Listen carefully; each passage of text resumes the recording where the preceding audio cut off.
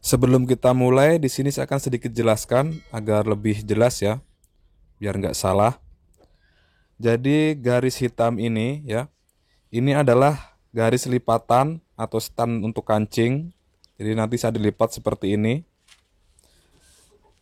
Kemudian garis merah, ini adalah garis tengah muka ya. Dari garis hitam ini jaraknya 1,5 cm. Ini adalah garis tengah muka atau tempat kancing. Kemudian garis ini kita tandai dengan garis 1 ya. Kita sebut aja dengan garis 1.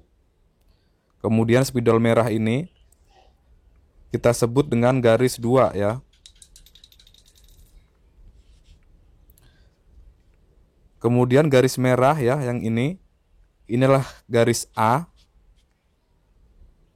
Kemudian pertemuan antara A ke garis 1 kita sebut dengan A1.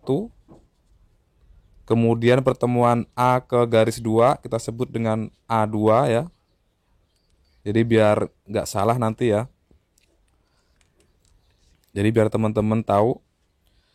Kemudian kita tentukan dulu ya untuk lingkar lehernya berapa. Di sini saya gunakan lingkar leher 40 ya, biar lebih mudah saat membaginya. Oke, teman-teman bisa persiapkan dulu untuk kalkulatornya ya. Kita ke rumus pertama dulu ya, atau rumus ke-1. Di sini adalah rumusnya adalah 1/6 dari lingkar leher ya. Jadi lingkar leher 40 kita bagi 6 sama dengan berapa? Pakai kalkulator. Sama dengan adalah 6,666 ya. 6-nya berapa? Kita buletin aja menjadi 6,5 ya, biar lebih mudah. Kemudian 6,5 cm ini ya, kita buat dari A2 teman-teman ya. Dari A2 sini, bukan A1 ya. Perlu diingat dari A2 ke samping ya. Jadi A2 ke samping 6,5 ke titik ini ya. Nah, ke sini. Titik ini kita sebut dengan B ya, biar nggak salah. Jadi 6,5 ke samping ini ya. Ini 6,5 ke samping. Itu dari A2 ya, dari A2 ke B ya. Jadi 6,5 ke samping dari A2 ke B. Perlu dicatat ya. Kemudian untuk turun ya, kita turunin juga 6,5. Dari A1 kita turunin 6,5. Di sini A1 kita kasih 6,5 ke bawah, dan ini kita sebut dengan titik C ya. Jadi A1 ke C ini adalah 6,5. Nah, untuk rumus pertama udah jadi ya. Jadi teman-teman bisa langsung garis dari B ke C. Tapi saya akan garis nanti ya, sekalian kita akan buat untuk kerung leher bagian belakang. Selanjutnya kita ke rumus atau ke cara yang kedua ya. Jadi untuk cara yang kedua ini ya, itu adalah 1/5 dari lingkar leher ya. Jadi 40 kita bagi 5 sama dengan 8 cm ya. Jadi 8 cm ini nanti untuk ke samping. Ke sampingnya dari mana?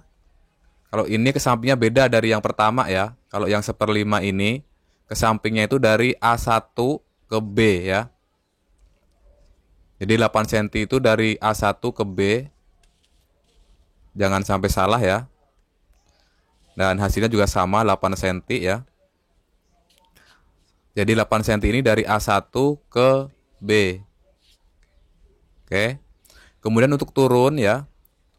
Untuk turun itu dari 8 cm kita cukup kurangin 1 atau 1,5 ya. Di sini saya kurangin 1 maka menjadi 7 ya untuk turun. Jadi untuk turunnya itu 7 cm dari A1 ke C. Atau teman-teman bisa samain aja ya, 6,5 juga nggak masalah. Atau 8 cm dikurangi 1,5. Maka di sini ada selisih 0,5 cm teman-teman ya. Bisa dipilih ya. Selisihnya juga nggak terlalu banyak. Kemudian untuk cara yang ketiga teman-teman ya. Ini cara yang lebih mudah buat teman-teman yang nilai matematikanya jelek, bisa gunakan yang ini. Saya jamin lebih mudah. Jadi cara ini adalah kita akan menggunakan inci, teman-teman ya. Kita ambil meteran kita. Di sini kan lingkar leher 40. Kita ambil meteran. Di sini kita cari angka 40 cm di sini. Kemudian kita lipat 2 seperti ini. Nah, di sini akan ketemu 8 inci ya, kurang sedikit. Kita bisa pasin 8 inci. Jadi rumus ini adalah rumus inci ya menurut saya ya. Kita gunakan inci. Di sini kan tadi ketemu 8 inci ya di sini.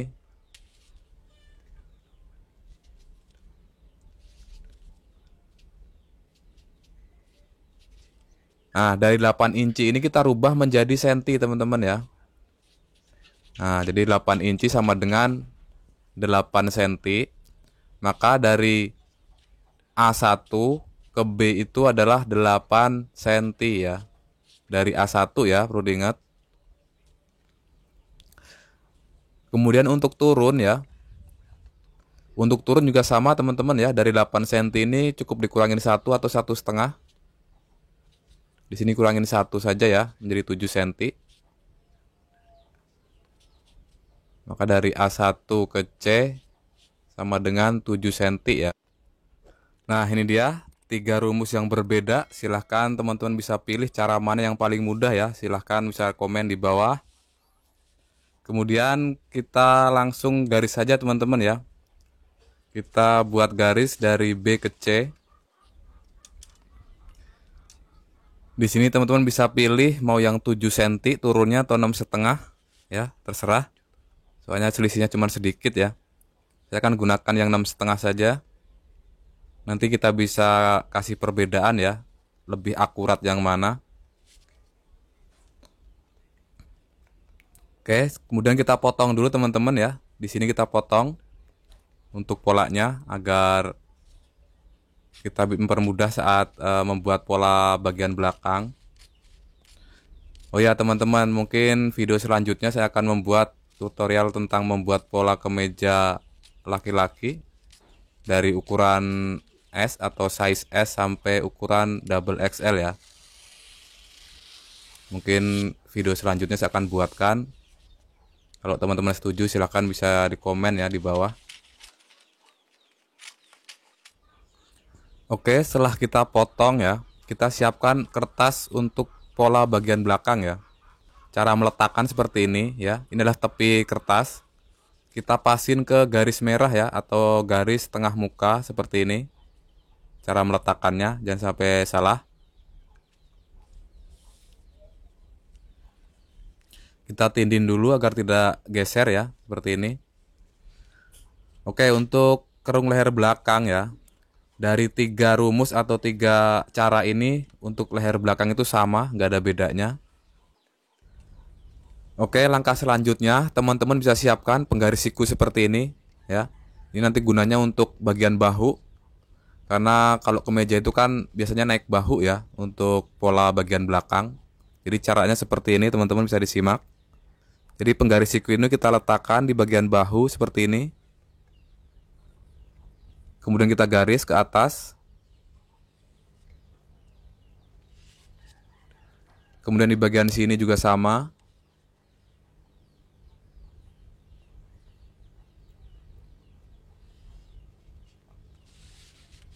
Oke.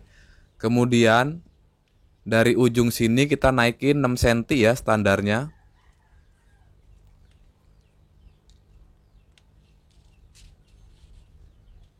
Oke, di sini 6 cm. Kemudian kalau di sini teman-teman bisa gunakan 6 cm atau 7 ya. Tapi saya biasanya menggunakan 7 ya. Jadi ada perbedaan antara bahu bagian leher sama bagian lengan. Kemudian kita garis ya. Kita pertemukan titik ini.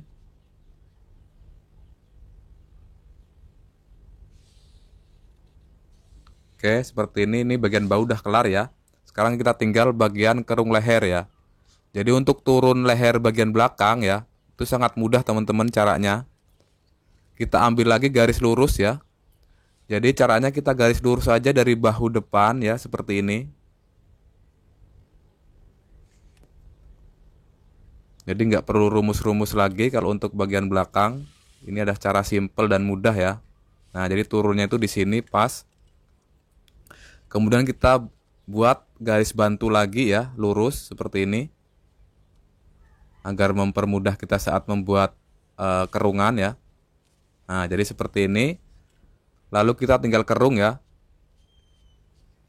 Nah, seperti ini teman-teman bisa menggunakan penggaris lengkung ya. Tapi saya manual aja seperti ini. Oke. Kemudian kita tinggal potong ya. Ini kerung lehernya udah jadi. Kita potong dulu, nanti kita ukur, kita sesuaikan apakah bisa ketemu ya lingkar leher 40.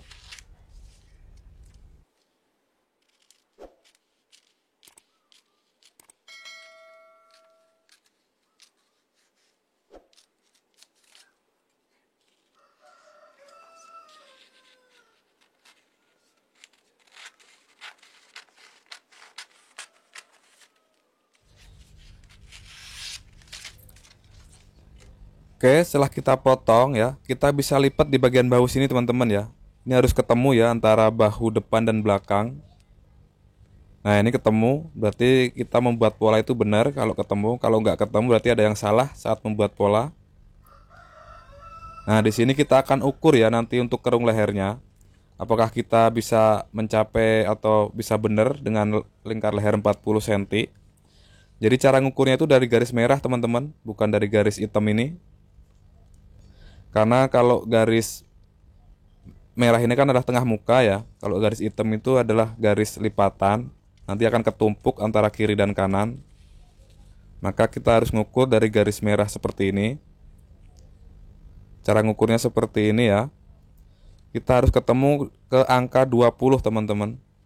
Karena ini dia separuh dari lingkar leher. Nah, ini ketemu ya angka 20 cm. Jadi pembuatan pola leher ini benar ya, tepat. Oke, terima kasih teman-teman yang sudah menyimak video ini. Semoga bisa bermanfaat. Cukup sekian. Wassalamualaikum warahmatullahi wabarakatuh.